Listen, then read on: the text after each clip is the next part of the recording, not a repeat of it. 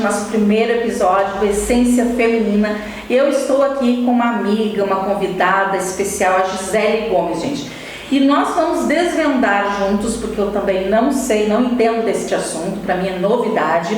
Ela é advogada e trabalha com constelação familiar. Aí a gente vai dizer, mas o que tem a ver essa tal de constelação familiar com a advocacia, com direito? Então nós vamos conversar um pouco sobre isso, vamos descobrir, vamos saber um pouquinho mais da Gisele. Gisele, muito boa tarde. E vamos lá, me diz uma coisa, Gisele Gomes, advogada, tu és da onde? Suzy, eu moro aqui em Gravataí há mais ou menos 3 anos. Eu vivi a minha vida basicamente em Porto Alegre, mas há uns 3 anos eu moro aqui em Gravataí. E tem filhos? Não. Família? Casada? Sim, sou casada. Meu marido tem uma filha, né, de 16 anos, mas eu acabei optando por não ter filhos. E tá tudo bem também, né? Eu tenho 4, meu Deus amado. E agora tenho uma neta, né, que é o meu xodó. Gisele, tu trabalhava antes com direito empresarial, é isso? Isso, exatamente. Olhando para a câmera lá, vamos lá. Então assim, Suzy, eu sou formada em Direito desde 2005, né? E desde que me formei eu comecei a atuar com direito empresarial. Então eu atuei em jurídicos internos, né, de empresas, atuei em escritórios de advocacia, sempre na área do direito empresarial.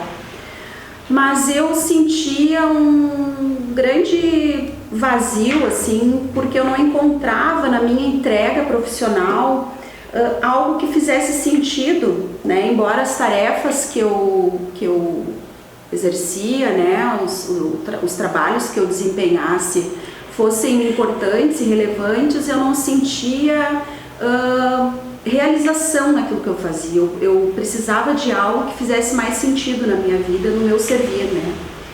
E aí eu realizei vários cursos, né, buscando, né, aprimorar o autoconhecimento, e foi quando num desses cursos eu conheci o trabalho das constelações familiares, né?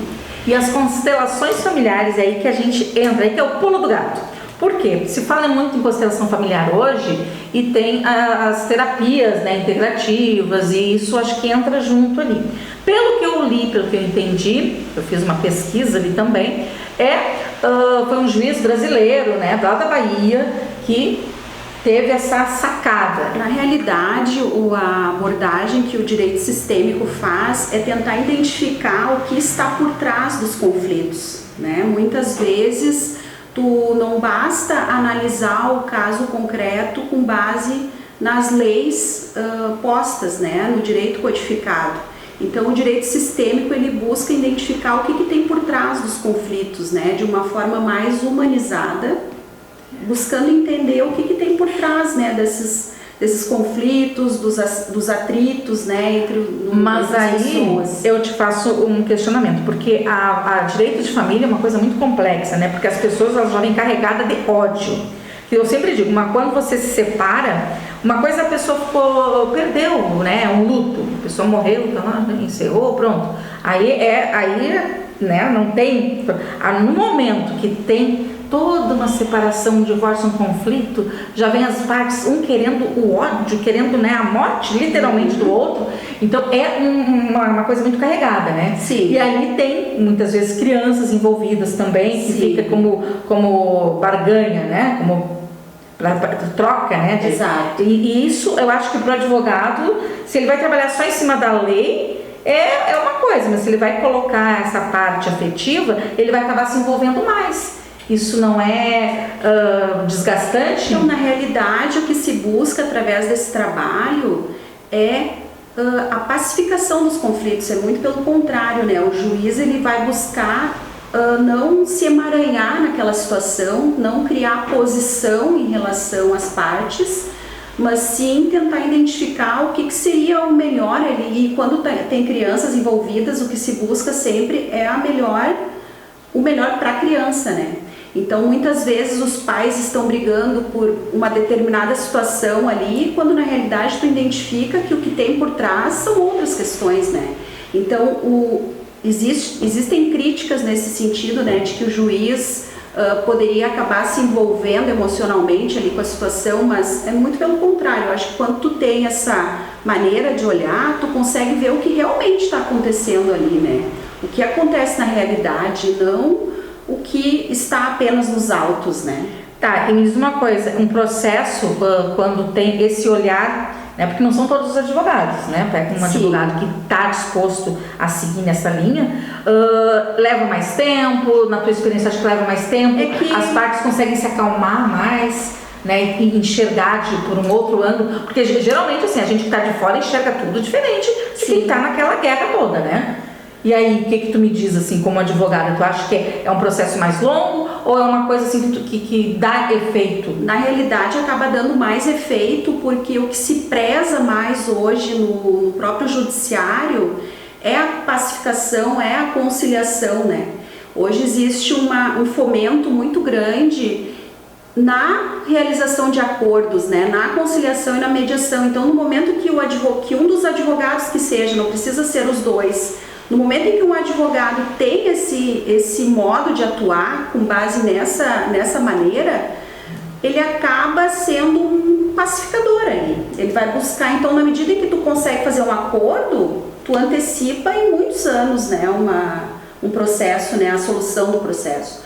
E o que é interessante falar também é que esse modo de atuar, seja o advogado, né, conseguindo ali fazer um acordo no caso, seja o juiz tendo essa postura mais sistêmica, né, mais holística, tu consegue ter decisões mais eficazes, porque muitas vezes tu tem uma bela decisão jurídica que não põe fim ao conflito. E aí muitas vezes esse casal acaba trazendo novamente a situação para o judiciário, né? Acaba se arrastando mais, tu acaba rejudicializando, como se diz, né? Justamente porque tu não põe fim ao conflito. E me diz uma coisa, nesse caso da constelação familiar juntamente com o judiciário, é uma atuação mais humanizada nos conflitos, e aí tem aquela, né, pertencimento que tu me mandaste, hierarquia e equilíbrio. Vamos falar um pouquinho de cada um. Sim, essas são as 3 leis sistêmicas, né, que regem todos os sistemas. E o primeiro sistema que nós temos é o sistema familiar, né? Então, a lei que fala de hierarquia. Então, o que essa lei prevê, né? Uma lei sistêmica, né? Uma lei universal, uma lei de amor. Que todo aquele que veio antes na família ou numa organização, porque existem também as constelações organizacionais, mas aqui a gente está falando do direito de família, né? Então, aquele que veio primeiro numa família, ele tem prioridade naquela família, ele precisa ser visto e honrado na posição em que ele veio. Uma mãe veio antes do filho, então não pode o filho querer acabar ocupando a posição da mãe ou do pai. Então precisa ter essa hierarquia. Isso se aplica também em relação aos irmãos, né? Os irmãos, os que vieram antes, é o mais velho, é o irmão do meio, o mais novo. Então essa é a lei da hierarquia. Depois nós temos a lei do pertencimento, que fala que todo membro de uma família precisa pertencer, precisa ser visto. Quando há exclusões, por exemplo, algum irmão que praticou algum crime, algum pai que não criou o filho e tudo, ele é rejeitado, ele não é visto. Geralmente acontece assim nesses casos de exclusões, vai gerar um desequilíbrio naquele sistema familiar. Algum membro daquela família vai ter que ocupar o lugar desse para gerar o equilíbrio novamente, né? Então essa é a lei do pertencimento.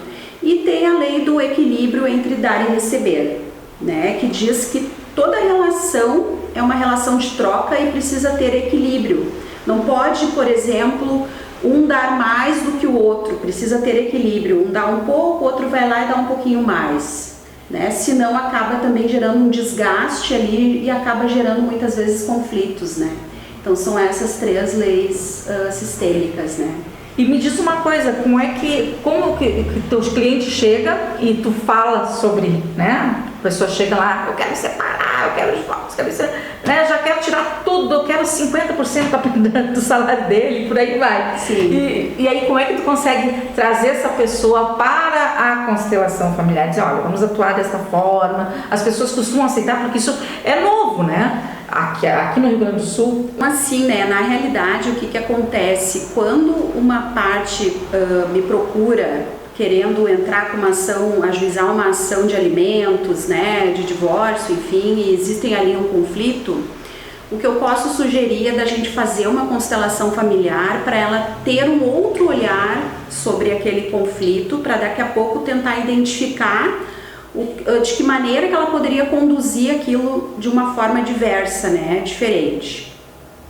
No judiciário não existe ainda uma regulamentação prevendo a realização de constelações familiares no âmbito dos processos, mas existem juízes, né, existem juízes que já aplicam, fazem sessões de constelação dentro do próprio judiciário, e aí as partes são convidadas a participar ou não da sessão de constelação, né, sempre com o objetivo de oportunizar para as partes terem uma outra visão sobre o seu conflito, né.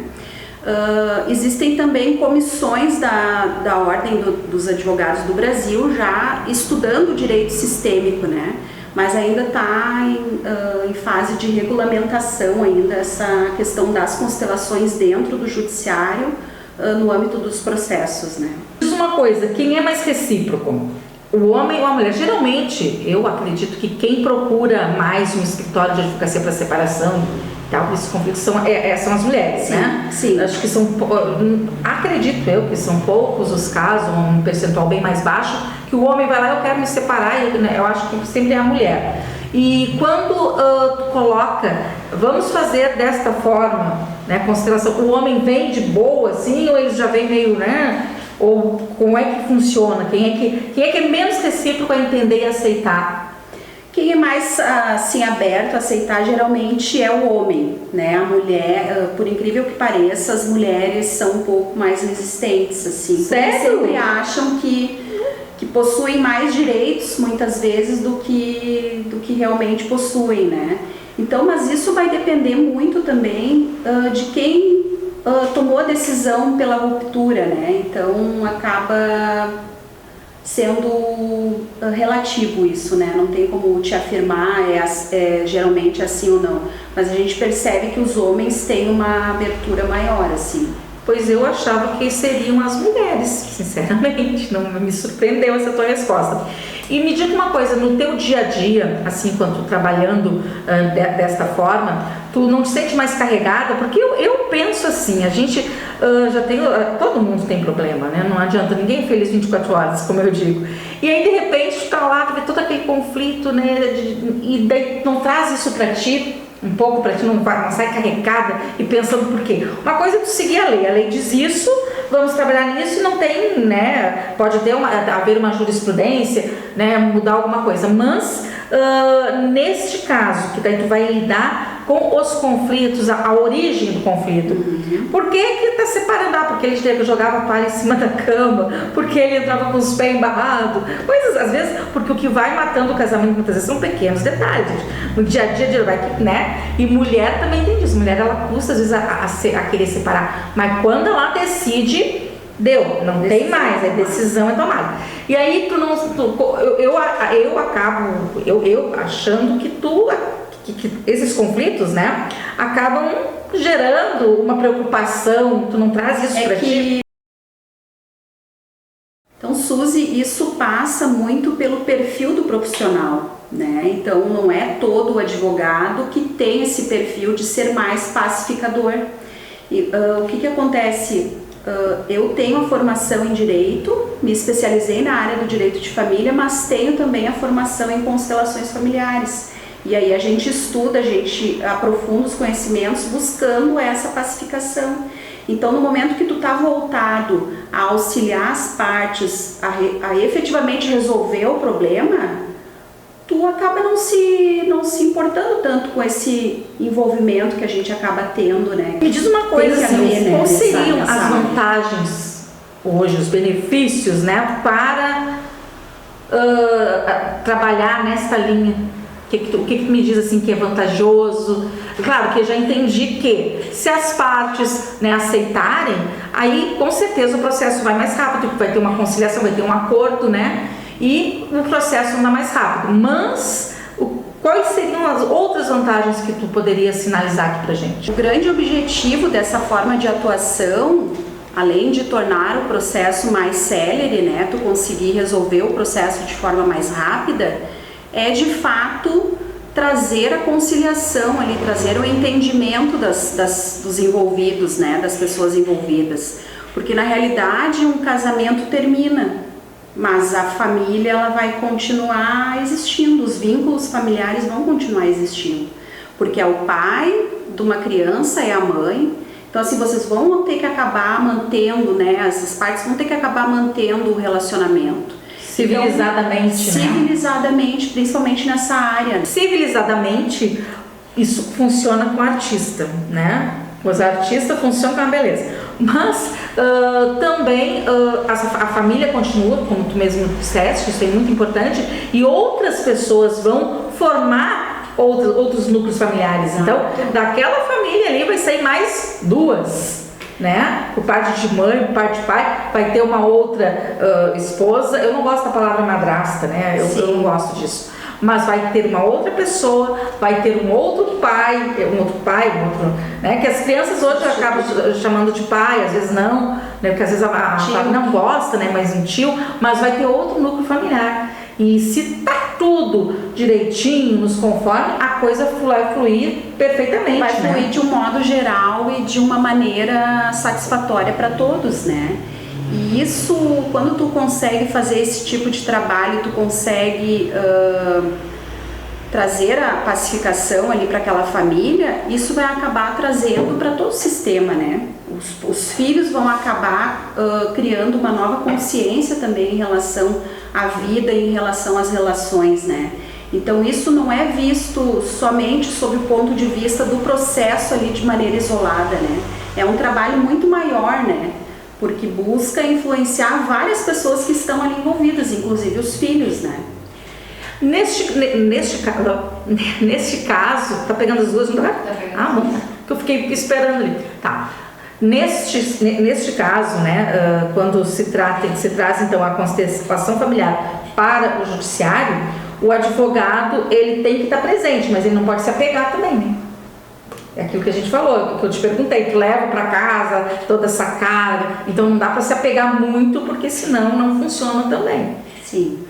O advogado, ele precisa ter um olhar ali para tentar entender o que tem por trás daqueles conflitos, mas sempre tentando ser neutro, né? Não se influenciar demais para um lado ou para o outro, porque senão acaba não gerando um acordo que seja satisfatório para todos os envolvidos, né?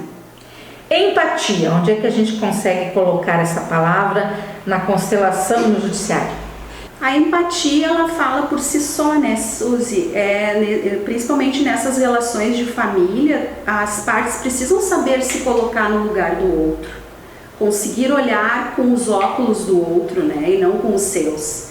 Porque se tu fica muito focado só em si, nas suas necessidades, nas suas vontades, tu não vai ter um acordo nunca, né? Então, eu acho que a empatia, ela já fala por si só, né? É tu saber se colocar no lugar do outro, buscando o melhor para todos. Seguindo aqui, Gisele Gomes, então, advogada e consteladora familiar, trazendo essa novidade aqui pra gente. Pra mim é novidade, acredito que pra você que vai tá assistindo esse podcast também. E ela trazendo isso, os conflitos, né, eles terminam de uma forma mais efetiva, então, e com afetividade também, né, porque isso é muito importante. Sim. Gisele, considerações finais, por favor? Então, assim, o advogado que busca atuar com essa forma de trabalhar, né, baseado nas leis sistêmicas, ele deixa de ser um mero encaminhador dos casos ao judiciário e acaba atuando de uma maneira pacificadora, como a gente falou, né? Um agente da pacificação, um agente pela busca da paz nas famílias, né? Então, nós conversamos, né? Eu conversei aqui com a Gisele Gomes, que é advogada e consteladora familiar, trouxe, sim, esse assunto, assim, muito, muito bacana. Eu não conhecia e eu acredito que tenha sido muito enriquecedor para todos vocês. Então, eu te convido, mulher empreendedora, mulher, você que tem uma história para contar, vem entre em contato com a gente, tá bom? Então, te espero no próximo episódio do Essência Feminina.